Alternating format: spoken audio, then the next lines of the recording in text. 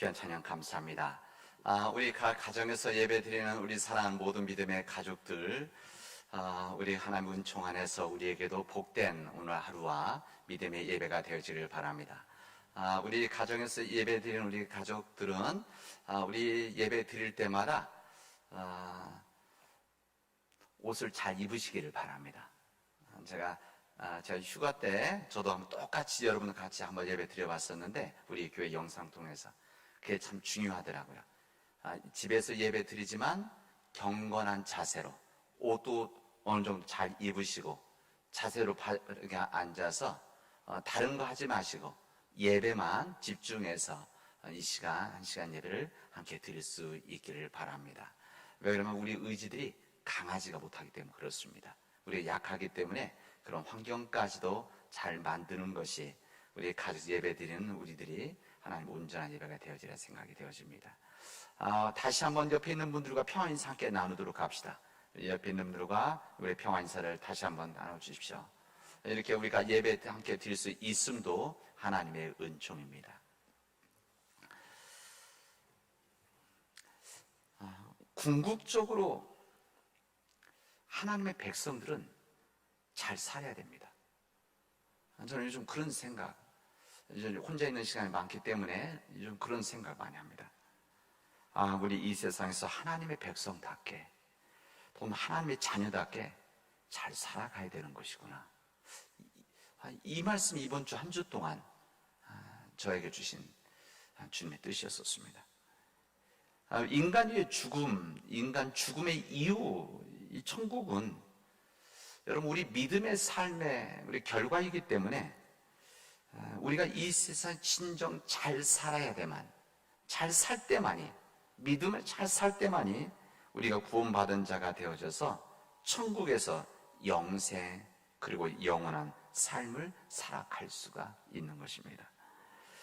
우리가 하나님을 믿는 자로서 교회 생활하는 것, 그리고 믿음 생활하는 것, 하나님의 말씀을 듣고 기도하는 것, 봉사하고 선교하는 것, 이 모든 것은 우리가 이 세상에서 진정 잘 살기 위함입니다. 잘 살기 위함.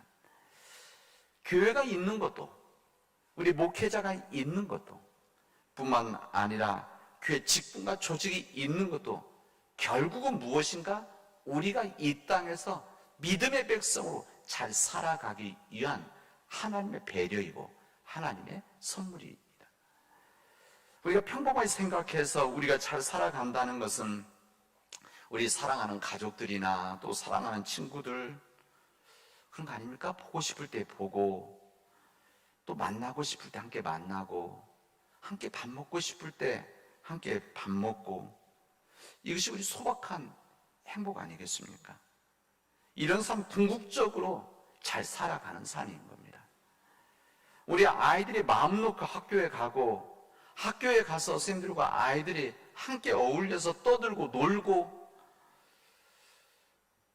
이렇게 지내는 것이 우리 잘 살아가는 겁니다.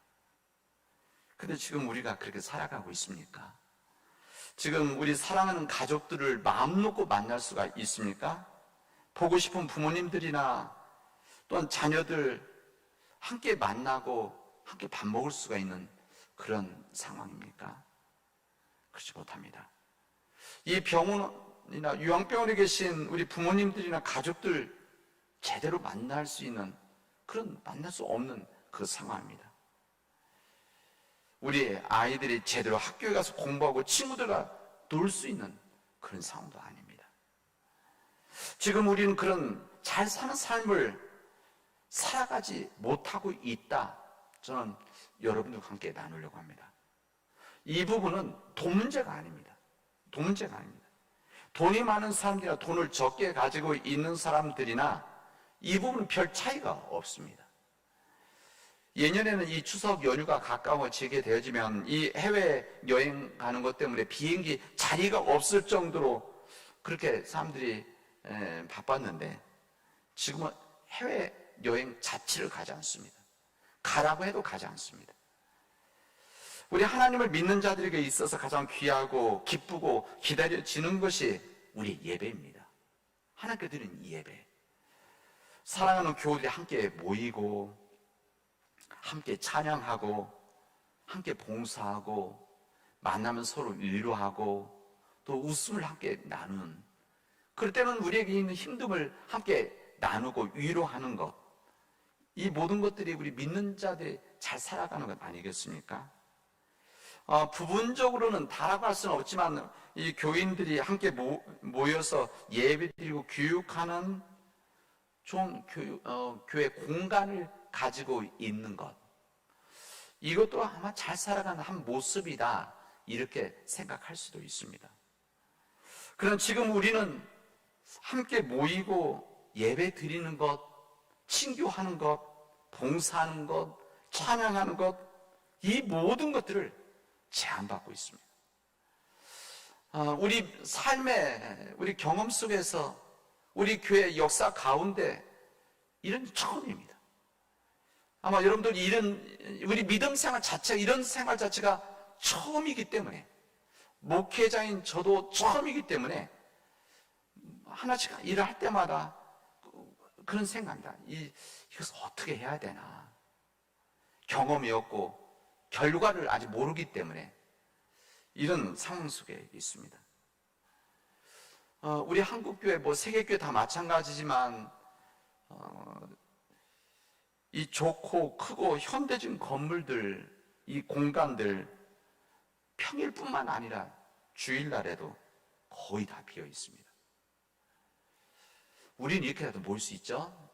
예를 들면 미국이나 호주 같은 데는 5명 이상 못 모이게, 아예 그렇게 제한을 해놨다. 5명 이상 못 모이게. 우린 지난 몇 주 동안 이 코로나 바이러스 상황, 이것을 코로나 팬데믹이라고 그렇게 말을 하죠. 이 코로나 팬데믹 상황 속에서 상상할 수 없는 이 폭우로 인해서 우리 지역 곳곳에서 힘듦과 어려움을 겪었습니다. 그리고 지금도 그런 과정에 우리는 있습니다. 연이은 이 초대형 이 태풍들, 이 마이삭과 하이센 공격까지 이어지는 바람에 전국이 초긴장 속에서 보내야만 했습니다. 아직 태풍이 아직 안 끝났습니다. 지역을 지내 어느 한 지역들은 이 폭우가 아니라 폭염으로 너무너무 고생하고 있습니다. 뿐만 아니라 지금 미국, 여러분 뉴스에서 자주 보지만 이 미국은 이 자연의 상황들, 이 뜨거운 열기로 인해서 이 곳곳에 산불, 캘리포니아 100여 군데 이상이 지금 산불이 나서 이거 불 끌 수도 없는 이런 상황.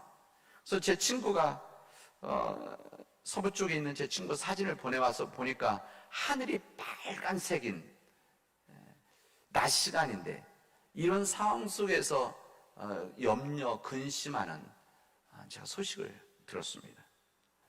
전문가들은 이런 모든 상황을 뭐라고 하면 기후변화다, 그리고 기후위기다, 이렇게 이야기를 합니다. 이 전문가들은 이 기후변화이기 때문에 내년에도 계속될 수 있다, 그 이후에도 계속되어질 수 있다, 이렇게 이야기를 합니다.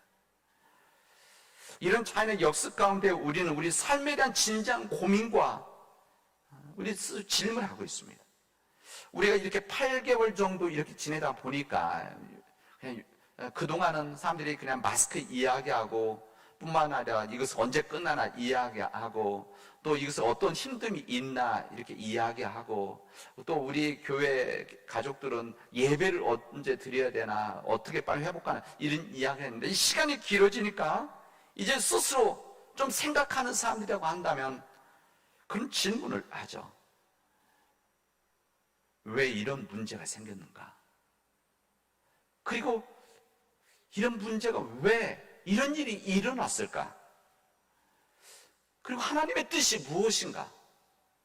그리고 우리가 어떻게 해야만 이런 상황에서 잘 살아갈 수 있는 것인가? 이런 고민들을 하고 있습니다. 아마 여러분들도 이젠 그 고민들을 이미 하고 있을 겁니다. 여러분과 마찬가지로 목회자로서, 설교자로서, 그리고 교회와 지역을 섬기는 이 주의 종으로서, 그리고 정확하게는 한 사람의 기독교인으로서 요즘 많은 고민을 하고 또 하나님께 기도하면서 질문하고 있습니다.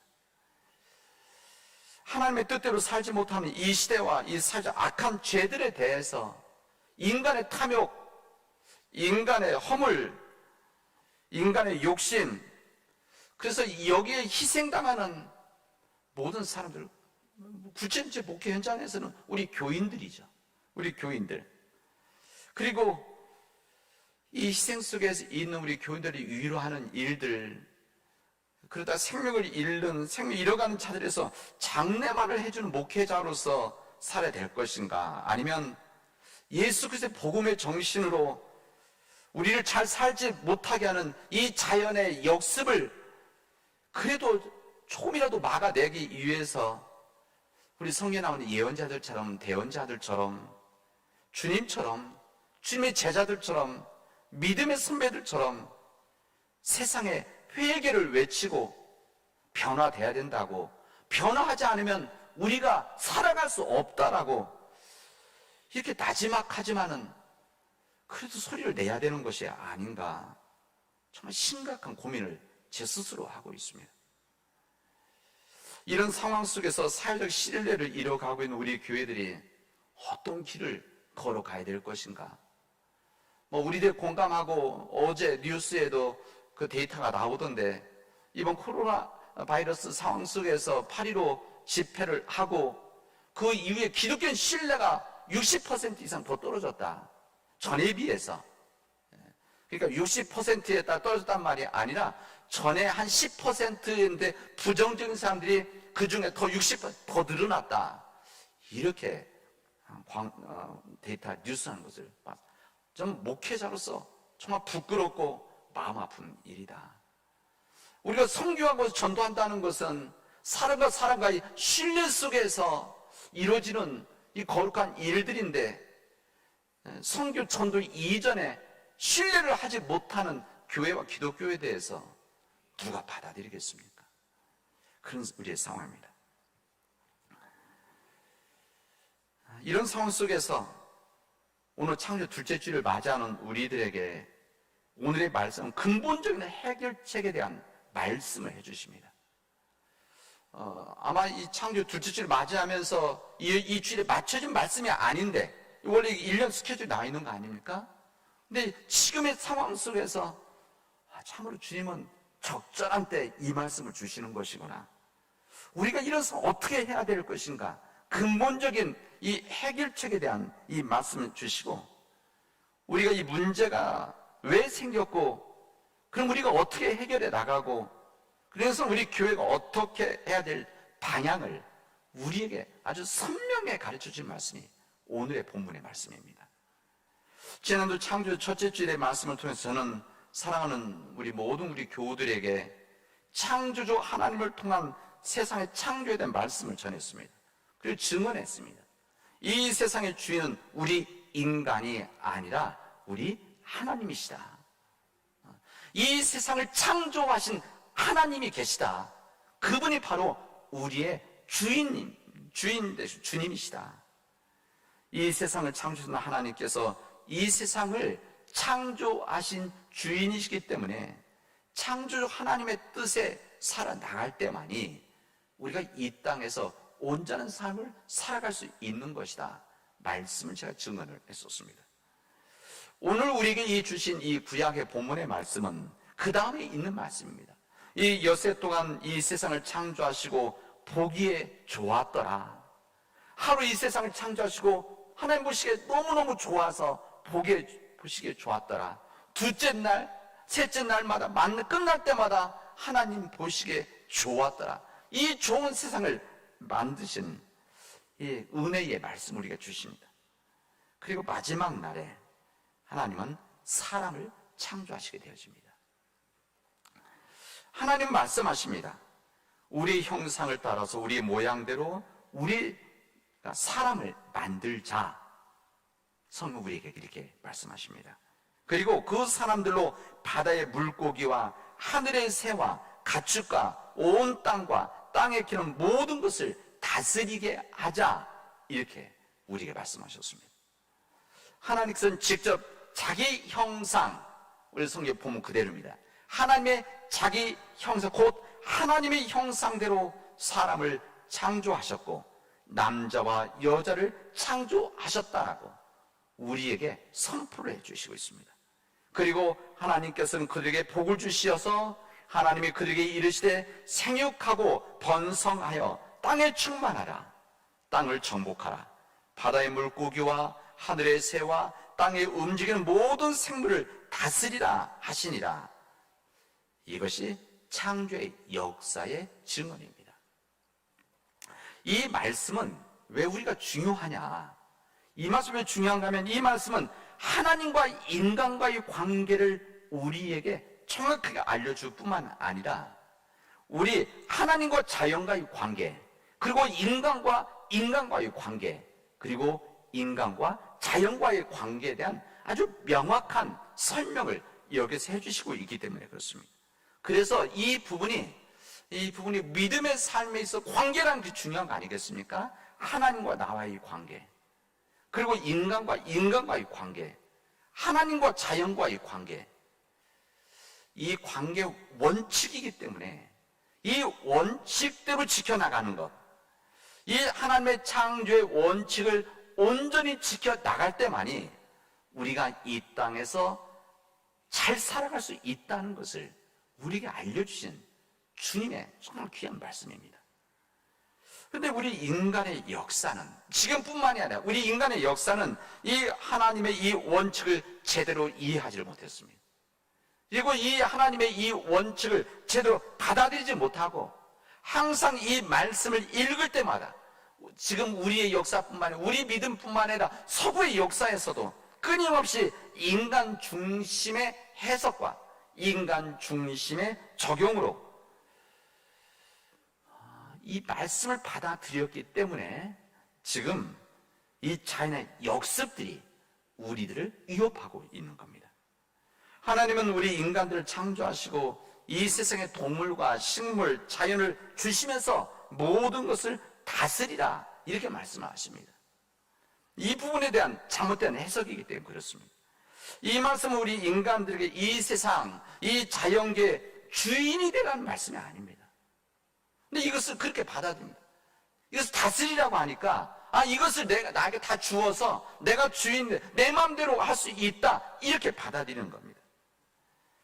이 세상 주인이 되어서 우리 뜻대로 우리의 욕심과 탐욕대로 그냥 우리의 그냥 마음대로 이 세상의 주인처럼 이 세상을 지배하라고 하는 그런 말씀이 절대 아닙니다.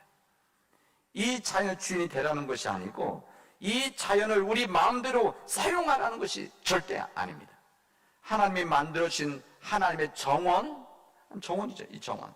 이 하나님의 형상대로 만드신 인간에게 말씀하신 내용은 주인이 아니라 지배자가 아니라 청지기의 삶을 살아가야 된다 이 말씀하시는 겁니다. 하나님이 허락하신 이 세상, 하나님이 인간에게 허락해 주신, 축복해 주신 이 세상, 이 자연계는 우리 인간들이 주인이 아니라 하나님의 위임을 받아서 우리가 청지기와 같이 잘 섬기고 다듬어 나가야 되는 하나님의 땅이라는 것을, 하나님의 세상이라는 것을 우리에게 알려주는 것입니다. 여러분, 청지기라고 하는 것은 주인이 아닙니다. 이 청지기는 자기 뜻대로 하는 것이 주인의 뜻대로 하는 겁니다. 주인의 뜻에 어긋나면 그것은 청지기가 아닌 거죠. 주인이 없다고 해서 자기 마음대로 주인의 뜻대로 뜻을 생각하지 않고 함부로 한다면 그런 청지기의 역할을 감당하지 못하고 쫓겨나게 되어지는 겁니다. 며칠 전 제 친구가 제 그림 사진을 하나 보내주었는데 이런 사진을 보내줬더라고요. 이게 그림입니다. 그래서 제가 그냥 이게 그 카톡 통해서 온 그냥 이 사진만 온 거예요. 그림이. 보고 나서 저는 그냥 재밌는 그림이네 하고 넘어갔습니다. 그런데 제가 며칠 지나고 나서 설교를 준비하다가 보니까 이 사진이 참 의미가 있다 이런 생각이 나더라고요. 이 첫 번째 이 사진 보면은 거기 보면은 여기 동물들도 있고 가축들도 있고 물고기들도 있고 사실 그 안에 제 위쪽에 보면 여자입니다.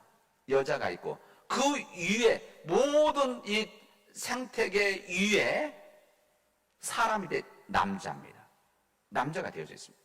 근데 옆에 오른쪽 거는 다 어우러져, 위에 사람이 있는 것이 아니라 전체가 함께 어우러져 있는 이런 그림이 있어요.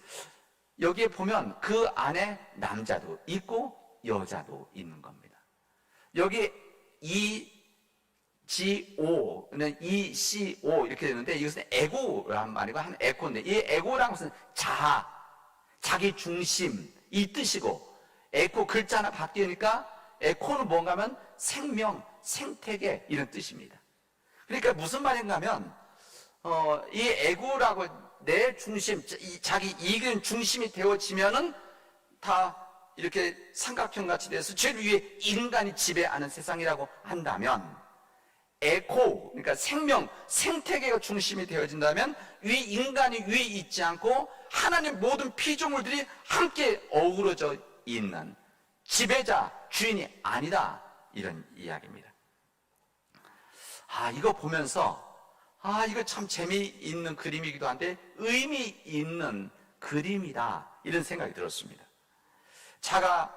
자기 자신 중심이 되면 이 모든 자연과 세상 그리고 남자, 여자 속에 여자까지도 지배하는 세상이 되어지지만 생명이 중심이 되게 되어지면 모든 자연이 동등하게 함께 어우러져서 살아간다고 하는 그러면 이 세상이 건강하다고 하는 어떻게 보면 세계 환경 운동의 하나 중요한 그런 모습과 입장이 아닌가 그런 생각이 들었습니다. 한번 생각해보세요. 지금까지 우리는 어떤 삶을 살아왔는가? 우리 중심은 에고와 같이 우리 사람이 위에 있는 또 여자 위에 남자가 있는 그런 삶을 우리가 살아왔는가? 아니면 모든 하나님의 모든 피조물들이 함께 어우러져서 함께 이 세상을 청지기의 역할로 세상을 살아가고 있었는가? 세상이 어떻게 살아왔는가? 나는 어떻게 살아왔는가? 그리고 우리 교회는 어떤 삶을 살아왔는가? 우리 스스로 질문하고 고민해 볼 수 있기 바랍니다. 여러분, 지금만을 생각해서는 안 되는데 지금이 아니라 미래도 생각해야 됩니다. 우리 자신들만을 생각하지 않고 우리 자녀들, 우리 후손들도 생각해야 됩니다. 우리가 주신 이 자연을 우리가 다 쓰는 것이 아니라 우리들의 우리 후손들이 써야 될 이 자연과 우리가 다 써버리는 것이 아니라 우리 자녀들, 후손들이 쓸 것들은 누려야 될 것들은 그냥 남겨둬야 되는 겁니다. 어떻게 하면 창조 하나님의 뜻에 따라서 우리가 맡겨주신 이 땅과 자연을 어떻게 섬길 것인지 우리에게 주시는 고민이 여러분 시작되어지길 바랍니다. 그리고 이 부분에 대해서 우리가 기도하고 끊임없이 이 세상 섬기는 우리의 노력들을 해야 됩니다. 이런 삶이 하나님 말씀하신 청지기의 삶이고 이 세상 모든 것을 다진 주님의 청지기의 우리의 길이라고 할 수가 있습니다. 그런데 오늘 이 말씀을 하시면서 우리에게 정말 귀한 한 가지 더 말씀하십니다. 이게 무슨 말인가 하면 하나님은 자기 형상 곧 하나님의 형상대로 사람을 창조하셨다라고 하는 이 말씀을 하십니다. 우리 십계명에도 주님의 말씀 가운데 주님의 형상을 만들지 말라라고 하는 이 큰 계명이 있지 않습니까? 그럼에도 불구하고 하나님은 여기에 우리 인간을 만드실 때 하나님의 형상으로 만드셨다 이렇게 말씀하십니다. 그래서 이 사람들은 오랜 역사 가운데 이 신학자들, 목회자들은, 설교가들은 이 하나님의 형상을 여러 가지로 해석을 했습니다. 하나님의 형상이 무엇인가? 이게 이미지 오브 갓인데 하나님의 형상, 모습인데 이게 인간의 자유의지를 말하는 것인가? 그러니까 하나님의 얼굴을 본 사람이 없는데 하나님 모습대로 만들어 이것은 말이 안 되는 거니까 그래서 인간의 자유의지를 말하는 것이다. 때로는 사람들은 이것은 사람들의 영성이다. 또 사람들과 이것은 윤리다, 양심이다. 뭐 여러 가지 이야기를 하고 있습니다. 또 많은 사람들 가면 또 하나님의 모습이다, 형상이다, 모습 자체다 이렇게 이야기를 합니다. 여러 해석들을 하죠. 이 여러 해석들을 한다는 것은 무슨 말이냐면 정확하지 않다 정확히 잘 모른다, 이렇게 정리해도 됩니다. 근데 성서학자들은 이 말씀을 그냥 머리로만 생각해낸 것이 아니라 그 당시 때 이 표현을 어떻게 쓰여졌는지를 고대 문헌들을 통해서 찾았습니다. 그래서 그 시대 때 이 하나님의 형상이란 말을 언제 사용을 했는가, 이것을 찾아보니까 이제 그 고대 근동, 고대의 근동이라 말하는데 동쪽 가까이 이렇게 말하는데, 이게 무슨 말이냐면 중동지, 쉽게 말하면 그 당시 옛날의 중동 지역입니다. 이 지역에서 이 말을 언제 사용했는가 하면은 어떠한 무엇인가를 임금들이 만들 때, 정말 소중하고 귀하게 만들 때 이 표현을 썼습니다. 그러니까 하나님의 형상대로 만들었다는 건 무슨 말인가 하면은, 인간을 만들 때, 이 해석으로 한다면 인간을 하나님 창조하실 때 정말 고귀하고 소중하게 만드셨다라고 하는 뜻을 여기에서 우리는 들을 수가 있습니다.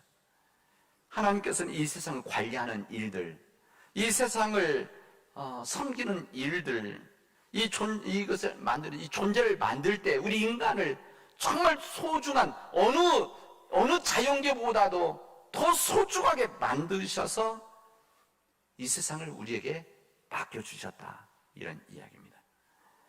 그러니까 우리 한 사람 한 사람들이 고귀하고 소중한 사람들인 거죠.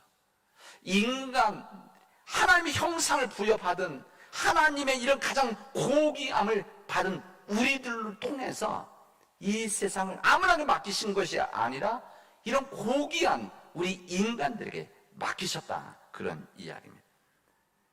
그랬는데 이는 하나님의 귀한 뜻으로 우리를 창조하시고 우리가 맡겨주셨는데, 우리 인간들은 이 자연에 대한 이 속에서 인간이 가지고 있는 욕심, 이 탐욕, 그리고 주인처럼 행세하는 이 교만함, 이 모든 일들을 통해서 이 세상을 무너뜨리고 있다, 그런 이야기입니다. 오늘 주님께서는 우리에게 복음서에서 이렇게 말씀하십니다. 우리의 진정 두려워야 할 분은 우리 몸이 죽었을 때 그 후에 더 못하는 자들이 아니라 우리가 죽은 후에 우리를 지옥에 던져 넣을 수 있는 그분 하나님을 두려워야 된다, 이렇게 말씀하십니다.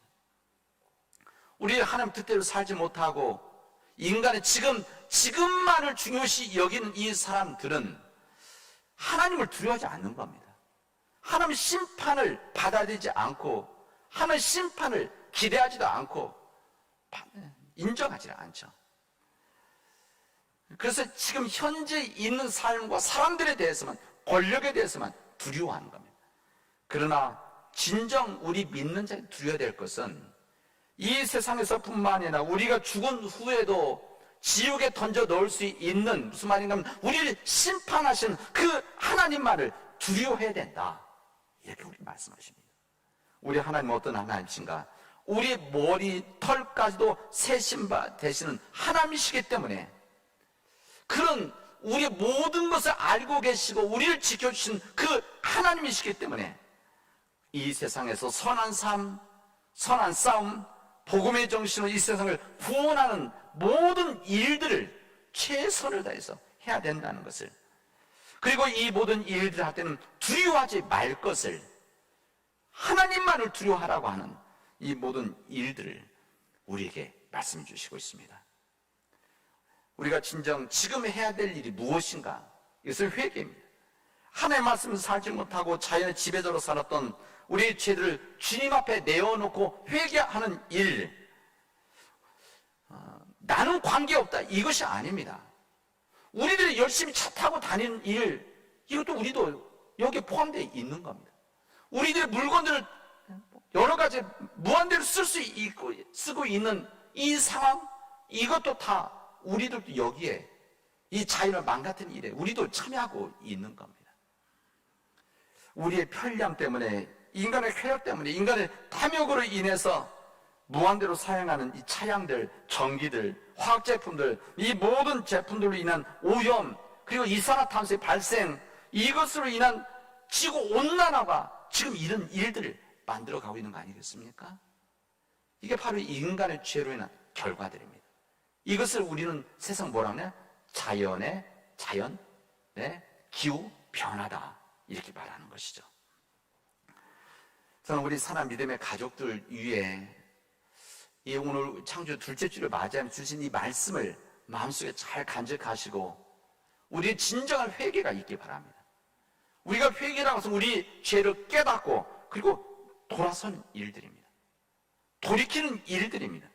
지금까지의 삶을 돌이켜서 생각이 바뀌고 삶들을 바꾸어서 진정 우리가 이 땅에서 하나님 뜻대로 살아감을 통해서 나도 잘 살아가고 우리들이 잘 살아가고 우리 교회가 잘 사는, 그리고 우리 세상이 잘 살아가는 세상을 만드는 책임이, 그 거룩한 책임이 있다는 것을 마음속에 간직하고 우리 세상으로 돌아갈 수 있기를 바랍니다. 그래야만 우리들이, 우리 자녀들이, 우리 후손들이 마스크를 벗고 얼굴을 보며 살아갈 수가 있는 겁니다. 그리고 하나님 앞에 예배를 드릴 수 있는 겁니다. 같이 기도합시다. 은혜가 풍성하신 하나님 감사합니다. 하나님 우리의 죄들을, 우리 인간의 죄들을, 우리의 교만함을 하나님 우리의 자비를 허락해서 용서해 주시옵시고, 하나님 이제 우리가 온전히 회개의 삶을 통해서 우리의 삶을 돌이킬 수 있도록 인도하여 주시옵소서. 하나님 우리가 진정 하나님 앞에 온전한 예배를 드리기를 원하오니 하나님 그런 우리의 마음을 받아주셔서 우리 교회가, 우리 교인들이, 우리 지역사회가, 우리 민족이, 세상이 하나님 뜻대로 살아갈 수 있도록 인도하여 주시옵소서. 예수님의 이름으로.